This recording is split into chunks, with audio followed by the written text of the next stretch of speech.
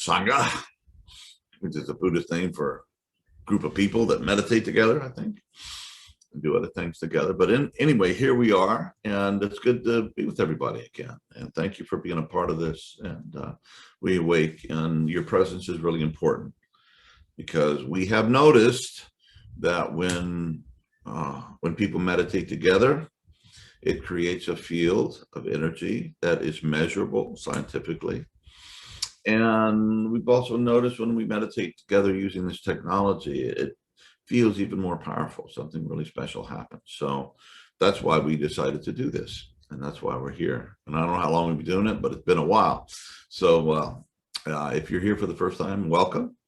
And today we're going to do hyper gamma.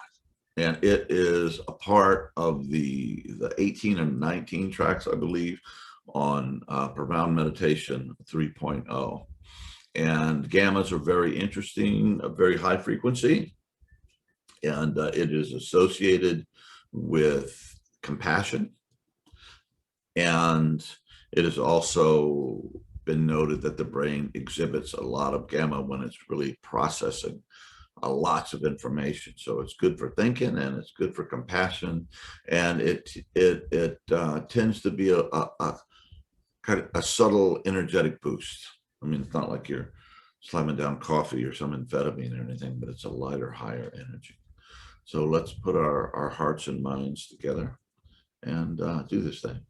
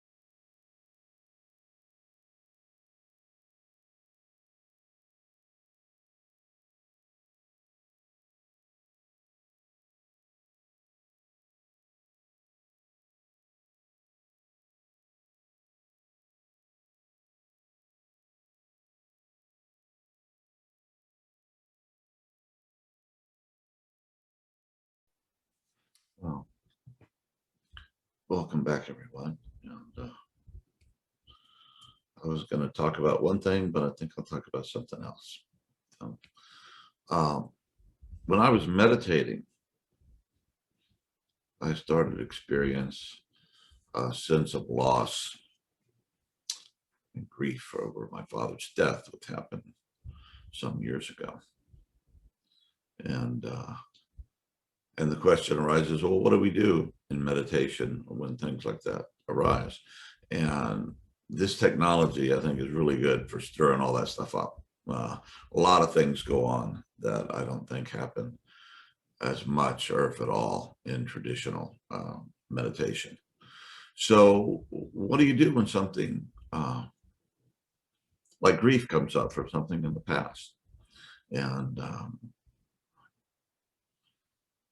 sometimes we have the capacity to just to split off from the grief so that we can still function or something happen. I remember when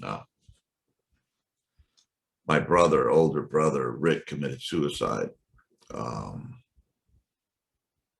Yeah, it was sad, but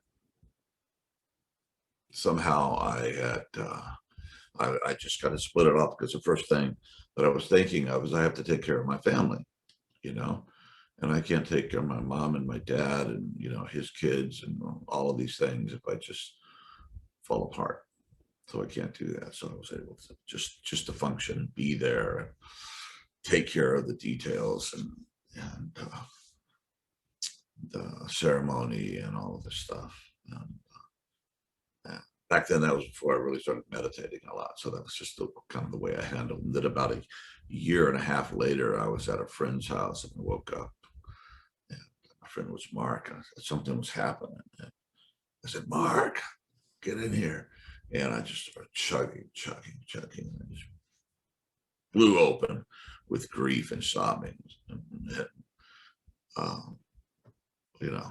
My friend was very wise. He just sat next to me and just was there as I went through this. So I had delayed that. But so that being able to split off and dissociate is a very good survival tool. So we can function when things happen, bad things happen. But eventually we have to re-own all of that stuff. And I've been working on that for some years, and I still miss my parents, but I don't know. I don't know if it ever goes away, but I think there's just from, kind of crippling loss and grief, it can turn into just kind of a sweetness. And I had a very good relationship with my father. So not everybody has good relationships with their parents. I know this. So, sometimes the feelings that emerge can be rather complicated. But those two and this is the point, are to be experienced and welcomed. So something I learned practicing when I started this practice, I don't know how many years, 15 years, something like that, in the neighborhood. Is when it would come up, these feelings, these emotions, these things from the past, I say, welcome, teacher. Thanks for being here. In other words, and so I'm welcoming the feeling, but I'm also calling it a teacher, that there's something for me to benefit, to learn from grief completely accepted and experienced. Or it might be rage, or it might be whatever comes up, okay, or fear. But in this case, it was sadness. And welcome, teacher. And with the process of meditation, we begin to experience more the observer self. In other words, when you're right in the center of it, sometimes in your traumatic events or something like that, it's almost too much because you're just right there. But as your sense of self expands, right, from little self to big self, you can observe what's going on completely from this kind of safe observer place. But at the same time, you can give total permission for your body, for your small self, to experience what it's experiencing or what it needs to experience. And yeah, and I think that's how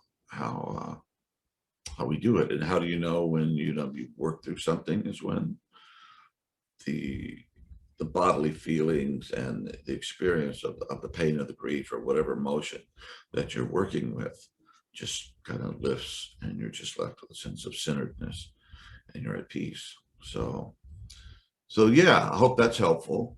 And these things are to be desired. And all of the things that happen to us, if we process them consciously, compassionately, and with the the consciousness of our expanded self, are the tools for our healing and growth. And they help us get to the next higher stage of our own evolution and our own functioning in the world. And why should we get to higher stages? Because we're more functional at the higher stages, right? We're more loving, we're wiser, and we can take more perspectives and be more understanding. And at a time when there's so much division in the world, especially the United States right now, culture wars, etc. I think that capacity to be able to hold it all with compassion and wisdom is essential for our growth as a culture, civilization, and species. So I think I'll leave it there for today. So God bless you guys. Thank you so much for being here. Appreciate it. And yeah, keep practicing. It's the one thing we really have to commit to is a daily, well, I'll just say in this case, an interior practice, because that's how we grow. That's how we become the people consciously that we need to be. Otherwise, it's really difficult. So thank you.